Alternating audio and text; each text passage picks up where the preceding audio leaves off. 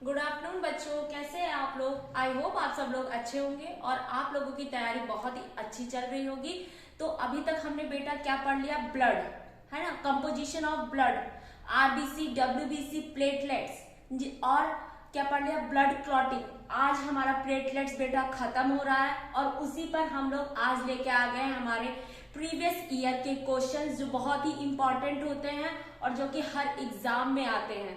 तो हम आज बताएंगे कि कैसे हमारा जो लेक्चर था, कंटेंट था, हमने जो जो चीजें उसमें रखी थी, किससे संबंधित, हमारे ब्लड प्लेटलेट से संबंधित। तो उसमें देखिए कितना हम लेके आ रहे हैं चीजों में जो कि इम्पॉर्टेंट है हमारे एग्जाम के लिए। आइए चलिए लगाते हैं। और आप भी अभी तक अगर आपने हमारे लेक्चर्स को कंप्लीट नहीं किया है तो हमारे प्लेलिस्ट से जाकर हमारे सारे लेक्चर्स को कंप्लीट करिए। और ये मेरा दावा है कि आपके एग्जाम के लिए हमारे सारे लेक्चर आपको यूजफुल लगेंगे।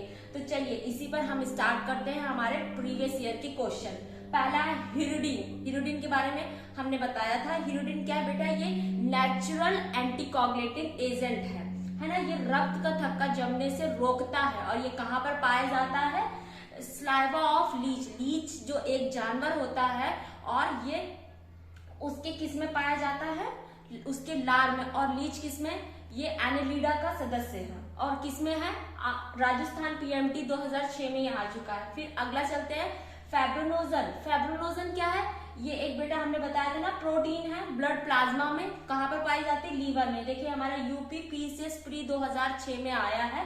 फेब्रोनोजन क्या है ना। और अगला थर्ड है in human being if platelets की संख्या कितनी है, 2 लाख से 4 लाख। और ये क्वेश्चन आया है हमारा टीजीटी 2005 में।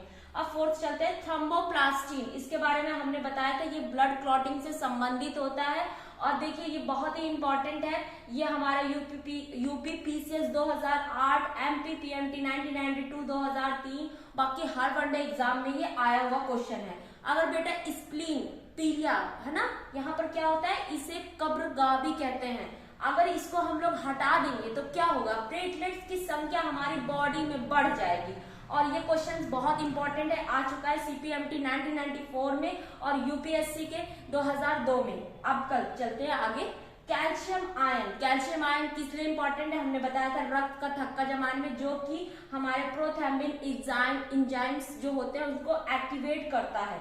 ये किसमें, ये क्वेश्चन आ चुका है डीपीएमटी सीपीएमटी 1995 में, यूपीएससी 1996 में। देखिए कितनी बार रिपीट हुआ है ये एग्जाम क्वेश्चन। पीजीटी में 2013 में भी आ चुका है। हिपैरिन एक एंटीकोगुलेटिंग एजेंट है जो कि हमारे लीवर में होता है। ये नेचुरल एजेंट है और ये यूपी पीसीएस 1995 में आ चुका है। बहुत इंपॉर्टेंट है, हर वनडे एग्जाम में रिपीट होता रहता है। यूपी पीसीएस 2002 में, टीजीटी 2005 में।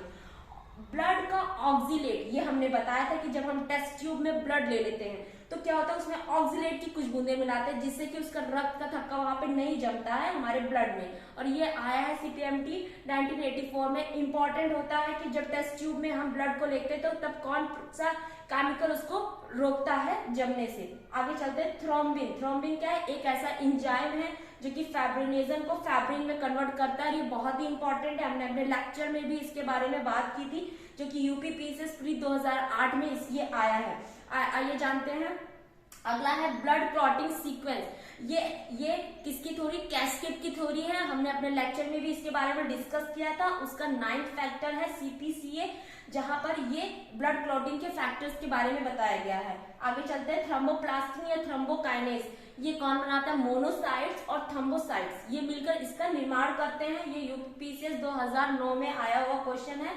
आगे चलते हैं फेब्रोनोजन। फेब्रोनोजन कहाँ मिलता है, प्लाज्मा में मिलता है। ये हमने अपने लेक्चर में भी इसके बारे में, सबसे स्टार्टिंग लेक्चर में इसके बारे में हमने डिस्कस किया था कि प्लाज्मा में कौन कौन से मिलते हैं। एजेंट ऑस्मोरेगुलेशन के लिए फेब्रोनोजन, अमाइनोग्लोबिन है ना, ये सारे प्रोटीन्स के बारे में हमने वहां पर डिस्कस किया था। ये यूपी पीसीएस प्री 2009 में आया हुआ क्वेश्चन है।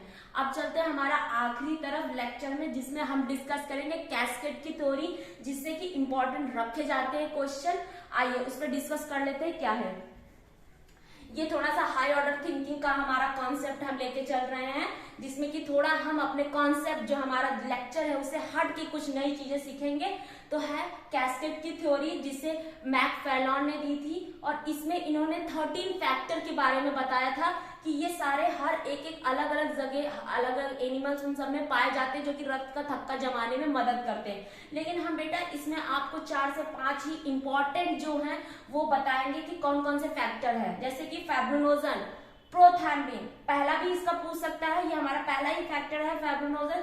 दूसरा फैक्टर है प्रोथ्रम्बिन, तीसरा है थ्रोम्बोप्लास्टिन, चौथा क्या है कैल्शियम का आयन, और जो 9th था जो हमारा पीसीएस के एग्जाम में आया था प्लाज्मा थ्रोम्बोप्लास्टिन एंटीडेंट है ना, पीटीए बहुत इंपॉर्टेंट है। और हेगमैन फैक्टर, ये हमारा 11th फैक्टर है कैस्टिक की थ्योरी के अनुसार, जो कि ब्लड की क्लॉटिंग को रोकने में ये सारे रिस्पॉन्सिबल होते हैं। तो अगर आपको हमारा लेक्चर अच्छा लग रहा हो, आपके पढ़ाई के लिए यूजफुल लग रहा है, तो हमारे लेक्चर्स को, हमारे वीडियोस को लाइक करें, शेयर करें और सब्सक्राइब करें to SB classes. Thank you.